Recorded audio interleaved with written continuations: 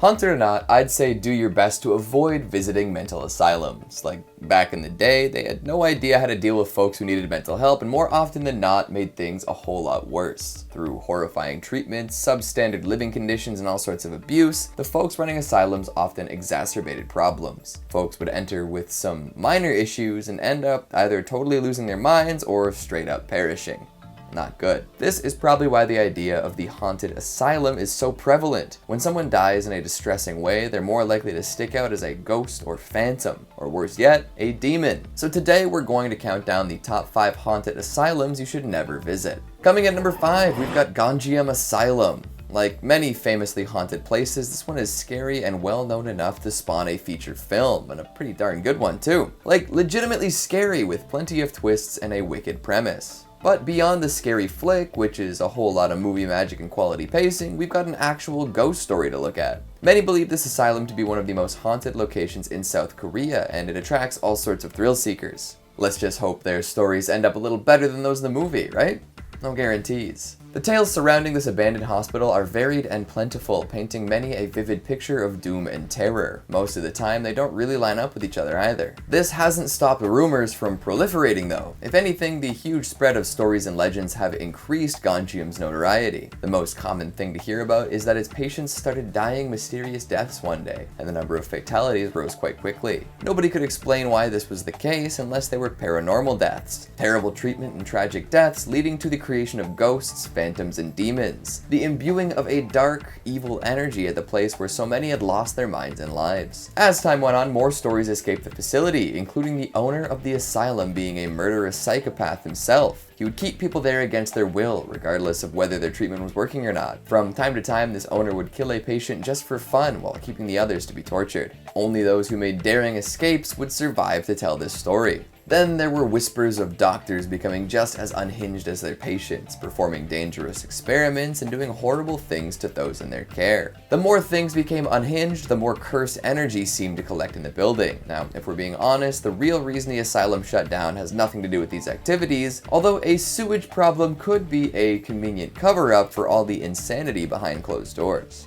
Coming in number 4, we've got the Rolling Hills Asylum. Sounds really pleasant and picturesque, right? Rolling hills evoke an image of calm, breezy stretches of road, some tall grass blowing in the wind, yeah? Well, that might be how they sold this asylum to prospective patients and their families, but the reality of life here is far from the pastoral charm implied by the name. And it didn't really start in an asylum either. It was more of a place for all sorts of unsavory characters to be collected to ensure they didn't cause any problems for more upstanding members of society. Definitely not a way for the rich to put all the people they didn't want to think about in one convenient location away. Of course, when you put all sorts of poor, sick, and mentally ill people in a cramped place and just sort of leave them there, things don't improve at a great speed. The opposite, if you can believe it. There were almost 2,000 recorded deaths here, but that does seem to be a bit of an underestimate. As is the case with plenty of spots like this, all sorts of undocumented deaths did occur, and it's said that there are hundreds of unmarked and unaccounted for graves on the site. The result of all this death, overcrowding, and lunacy is a legacy of ghosts and demons. Rolling Hills is well known for paranormal activity these days and attracts a fair deal of enthusiasts quite often. In fact, there are all sorts of ghost tours offered to those who don't think sneaking into a haunted asylum is a good idea. People have reported hearing blood-curdling screams throughout the location and have seen doors slam without anyone around to do so. There's also the famed Shadow Hallway, a stretch of corridor that is said to host a whole squad of shadowy apparitions. Walking down this hall, you might see a figure peeking out from around the corner, or maybe you'll witness a looming presence gliding along, looking for something it'll never find. And who could forget dear Roy Krause, the tallest ghost most folks have ever seen? He lived his life as a 7'5" phenom, and now his phantom stands just as tall. Coming in number 3, we've got Trans-Allegheny. Overcrowding seems to be a universal problem when it comes to places meant for society's undesirables. We'll happily build a place to hide away folks who don't fit the mold, but then we decide there are more odd folks than ever and don't accommodate. It's a problem with prisons now, and was a problem with mental asylums back in the day. Trans-Allegheny is a particularly well-known haunted asylum for a multitude of reasons. This enormous building made out of hand-cut stone is something straight out of a nightmare. Urban explorers salivate at the thought of exploring a location like this, and for good reason. The asylum was built to house about 250 people. How many ended up crammed into the location though? Take a wild guess, go ahead. Are you locked in your answer? Good. They ended up funneling over 2,400 people here, over 10 times capacity. You can imagine how this went and what might have happened to those living in this overstuffed hellhole. And it wasn't just the overcrowding that caused problems. The staff here did all sorts of heinous things to the many folks stuck inside, often getting away with it because of the general namelessness of things in a 10 times capacity asylum. Ice pick lobotomies, rusty cages and chains, you name it. The result was despicable, and years later we still see ghosts. Coming in number 2, we've got the Danvers Lunatic Asylum. This one straight up looks like a haunted castle, which is a great start. The death, debauchery, and general disdain for human life and sanctity almost guarantees that it remains haunted too. Like most asylums, before the idea of mental health was really dreamt up, Danvers was a place of blood and brutality, abuse and archaic treatments, chaos and crisis. It opened with the intention of housing and treating mentally unstable criminals. Treatments back in the day were less than effective though. Shock therapy and lobotomies were the favorites of doctors here, which, surprise, surprise, just hurt the criminals more. And after a while, it was decided that Danvers wouldn't just be a place for mentally unstable criminals.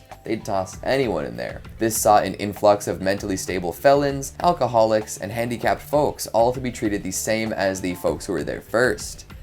Uh-oh. Nobody seemed to alter their methods to account for these new patients and inmates though, and the result was horrid. Eventually, the staff couldn't keep up with all the new people, and many people died. Some bodies were left to rot for extended periods of time because people passed away and nobody was looking for them. This, of course, led to all sorts of myths and legends about mysterious ghosts and spirits. Coming in at number 1, we've got Narrenturm. Also known as the Fool's Tower, this cylindrical building in Vienna was once the earliest mental asylum in Europe. Here they kept all sorts of folks deemed unfit for public life, and doctors performed a plethora of experiments upon them. Over time, this use would be phased out and a new, interesting, and morbid purpose would be found. It now houses the Pathological Anatomical Museum. Educational and terrifying. See, the contents of this museum are gruesome to say the least. They have a wide variety of physical abnormalities preserved in containers of formaldehyde. So if you ever wanted to see an abnormality hacked off a human and put into a jar like some sort of mad scientist's hidden cellar, this is the place. They've also got a collection of replicas of body parts made out of wax. Doesn't sound like a horror movie in the making. So, from an asylum to a place displaying the most wild and weird ways the human body can become deformed, we've got it all at Narrenturm. Not for the faint of heart or weak of stomach.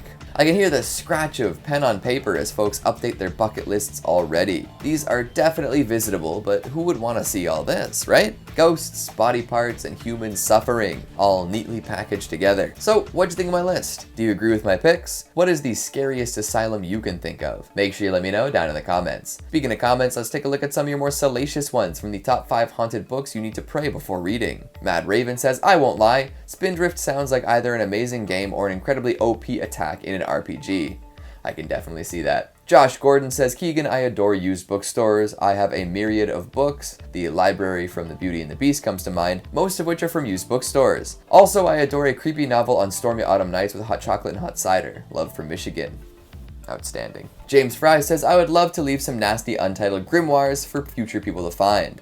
Won't get to writing. St. Dan in a Nutshell says, superb, I agree. There's a charity shop near me that gives out free books. I found one with a foreword to someone called Dan. Coincidence? The universe wanted you to find that book. John V says, Keegan warns to be careful while reading Spindrift. First thing I do, look on Amazon for the book. Book sold out in my country's Amazon. Maybe for the better.